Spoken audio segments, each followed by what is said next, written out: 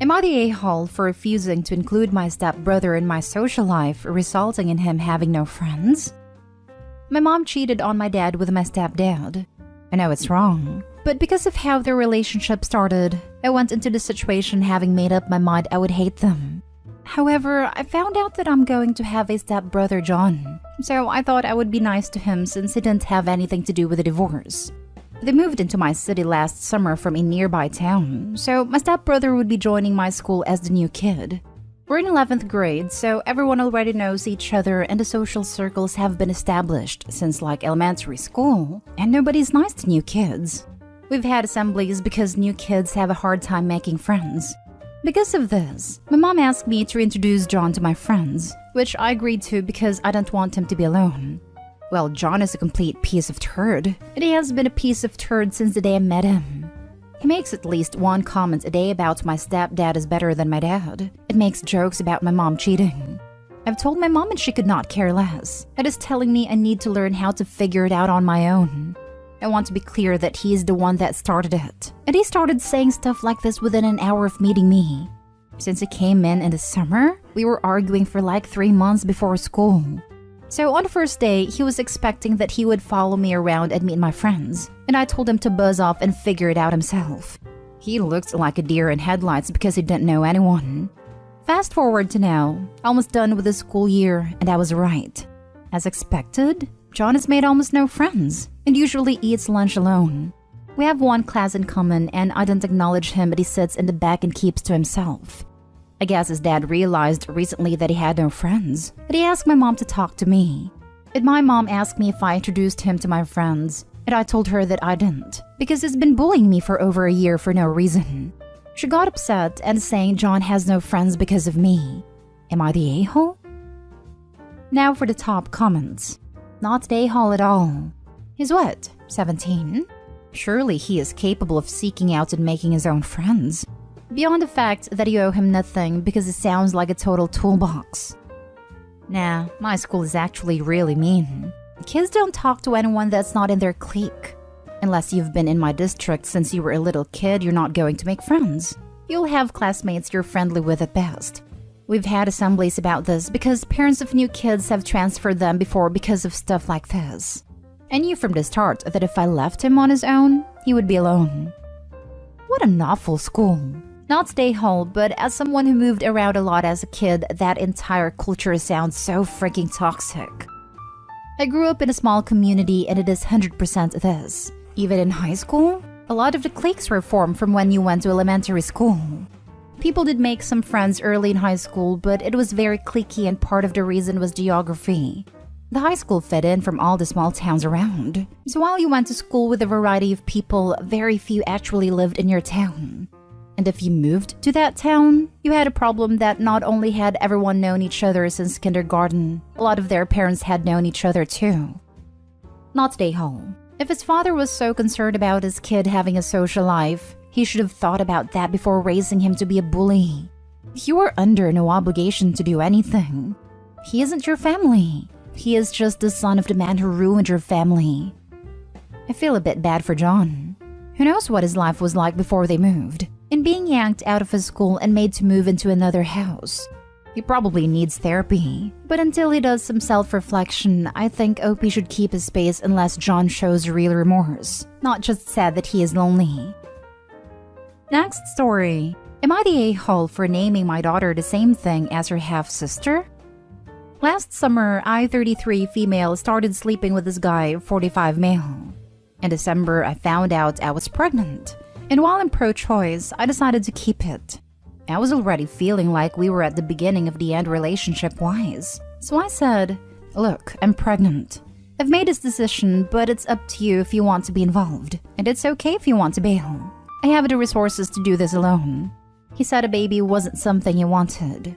And I said that's totally fine. I won't even put your name down on a birth certificate. We can treat this like a sperm donor situation. He agreed. After that, he predictably started pulling away and we broke up. 3 months post-breakup, when I was 6.5 months pregnant, this woman DMs me and says, "Hey, were you sleeping with my husband until recently?" It turns out that he had a wife and a 13-year-old daughter. His wife was/is in the process of getting a divorce from him and gathering evidence of what turned out to be a wild amount of infidelity. So she was relatively cordial and believed me when I said I had no clue. Even before we'd broken up, I told him that if it was a girl, I wanted to name her Samantha. Samantha isn't the actual name, but it's a similar long girly name with multiple nicknames. It was my sister's name before she passed away. And even before that, it was a name I loved for aesthetic reasons. We always talked about naming our daughters after one another before she passed. He expressed dislike, but I jokingly but not really said it wasn't really his decision. After everything came out in the open, I found out that the reason he was against the name was because his 13-year-old daughter was named Samantha. Now that everything is out in the open, he said, "So what are you going to name her?" And I said, "What do you mean? I already told you, Samantha." And he said, "You can't do that. That's my other daughter's name." I said that he lost naming privileges a long time ago. And if anyone asked, I was happy to make it clear that I'd been the one to pick the name. I also reminded him that I still wasn't obligating him to be involved in this in any way. And given how he'd lied, I frankly didn't want him to be. But if and when he chose to be involved, I was going to hold him to it and expect child support/visitation/etc. Which from his point of view is not ideal because he doesn't want the responsibility of care. And especially doesn't want the responsibility of child support and asset splitting. Rather, he wants to have his cake and eat it too. I take on all the responsibility. There's no paternity test, a blank father's name on the birth certificate, but he still gets to have opinions, which frankly suits me as well because I don't want to be legally tied to him. But when I told my friend, she said that while he didn't deserve any courtesy, it was an unkind thing to do as 13-year-old. How do you think your daughter is going to feel when she finds she has an older half-sister with the same name? And she will find out.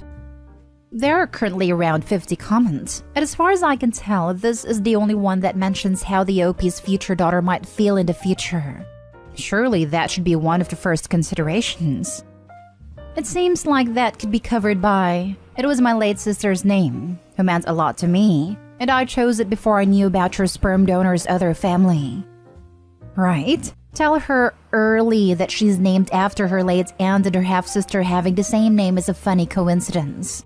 Assuming the real name is equally as common as Samantha, she's going to know at least a few at school anyway.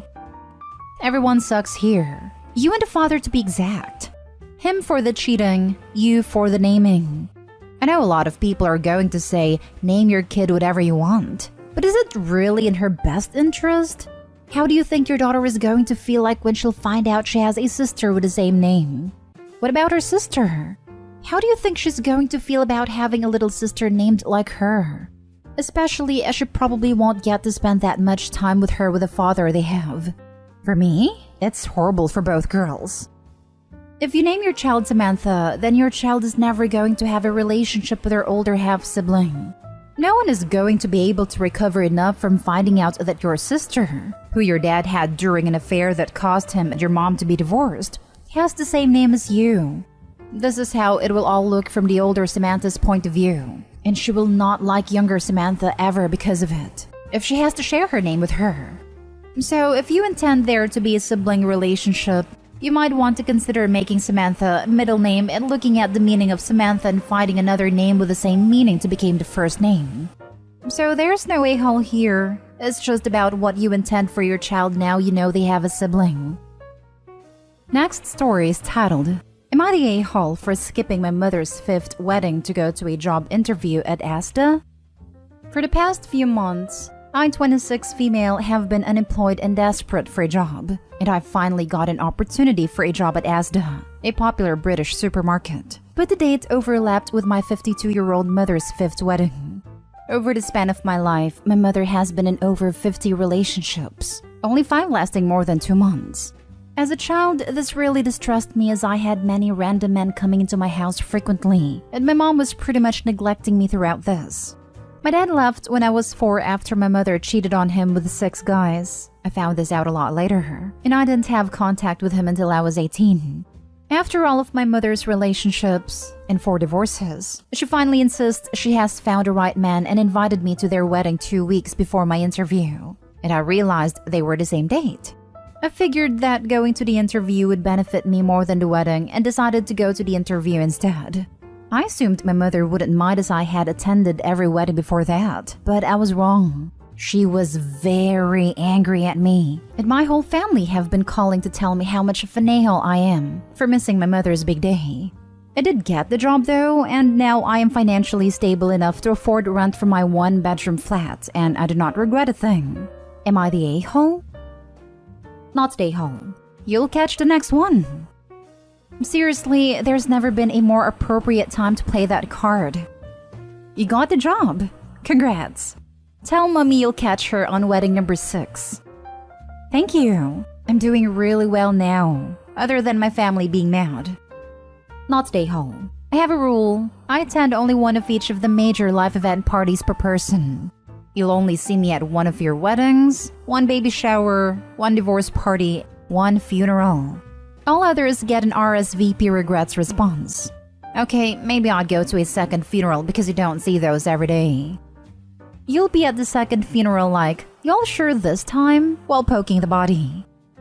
I love all the snarky comments telling her you'll come to her 6th, but if you need an actually productive thing to tell her, apologize for the unavoidable conflict, just to keep the peace, and tell her you'd love to take her out to dinner / make them dinner to celebrate their 1st anniversary next year, either on the date or near it, if they want that date for something special just for them. But set a price limit if you go out. That could get rough. Not the a-hole for sure. Last story. Am I the a-hole for not letting my child's mother stay with me? Don't want to get too far into the relationship aspect, so I'll bullet point it. Started dating Kara at 16, married at 22. Me/Kara both 36. Daughter came when we were 23. When our daughter was 6, Kara came to me asking for an open relationship. She said she had gotten bored and wasn't sure I was her forever person. I told her that wouldn't be happening. She said she wanted a divorce then. We went through that whole process and we ended up splitting custody. I later learned that she had been talking to other guys before we ever had our talk. So, safe to say, I'm not a huge fan of her anymore.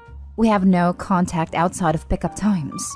I typically don't ask my daughter questions about my ex unless it's of vital importance. But I did notice about 5 months ago that Kara had changed pickup locations to an apartment complex.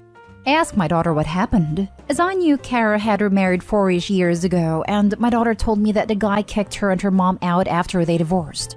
I asked what happened, and my daughter told me that her mom found out she was infertile, and the dude divorced her on the spot.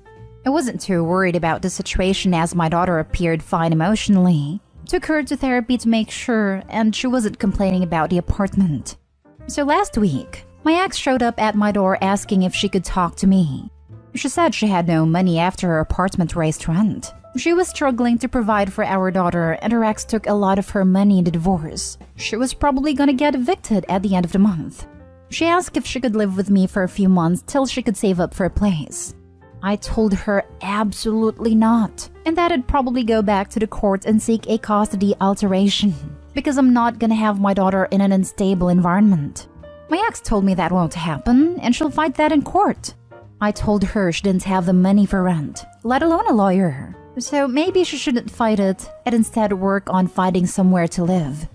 So my daughter has learned about the situation. I was speaking on the phone to my parents about it, and I think she overheard me. And she's furious at me, saying that we have plenty of space. I have a 5-bedroom house with an in-law suite in the basement. It's a walkout and it has a full kitchen. So my daughter thinks it's cruel I won't let her mom stay in the basement for a few months when we hardly go down there. I told her that wouldn't be happening as her mother has made her own decisions. It is not my responsibility. Also, I didn't say this to my daughter. I've become an attractive option to divorced women. Pool definitely helps. Lol. So I don't want my ex-wife living here because it could look bad to some of the women I hang out with. Kara texted me and offered to pay for utilities and do chores if that would change my mind. My daughter really wants me to help, but I don't feel like it. And I frankly don't really want to help this woman. I like my house situation the way it is. Am I the a-hole? Not the a-hole. But if you don't want to permanently damage your relationship with your daughter, I suggest going to a family therapist to work it out with her in a structured setting. She's 13, if I did the math correctly, and this is an impactful time in her life. If not handled properly, she could resent you for the rest of your life. Therapy isn't a magic wand you can wave to make the daughter feel okay about this. She's perfectly entitled to feel unhappy that her dad won't help her mom. That doesn't mean that Opie should move his ex in if he doesn't want to. Just that he can't wish away his daughter's feelings about that choice. This, 1,000 times this. Therapy has potential, but there are so many obstacles involved in getting proper therapy. Get therapy is usually what people say when they just don't want to deal with you anymore. Not that there aren't some genuinely concerned people out there, but they don't often know the obstacles involved. Not the a-hole for not letting your ex live with you. People saying you're the a-hole for this can't conceive of the problems with this. Don't let her move in. However, you're the a-hole for putting your daughter in the middle of this. Don't quiz her about your ex. She's now playing you because you established this possibility by pumping her for info. Agree. If he lets her move in, she'll never leave. The daughter will yell at him for kicking her mom out. Better to get full custody until the mom is able to get her own place and steady income. Not stay whole, but think of helping ex out, for your daughter's sake. Not by letting her move in, but maybe a loan or a gift of money to help her get back on her feet. Once your daughter is 18, wash your hands of it. But consider it while your daughter is young. Bad idea to give ex the money, because she will see Opie as a future bank account whenever she is in a difficult situation of her own making. Opie does not owe his ex a thing. She cheated on him and wanted a divorce. She made her bed and now needs to sleep in it. And she needs to stop using the daughter as leverage to play Opie and guilt trip him to let her move in. Do not let her move in, Opie, for your own sanity and stability for your bank account.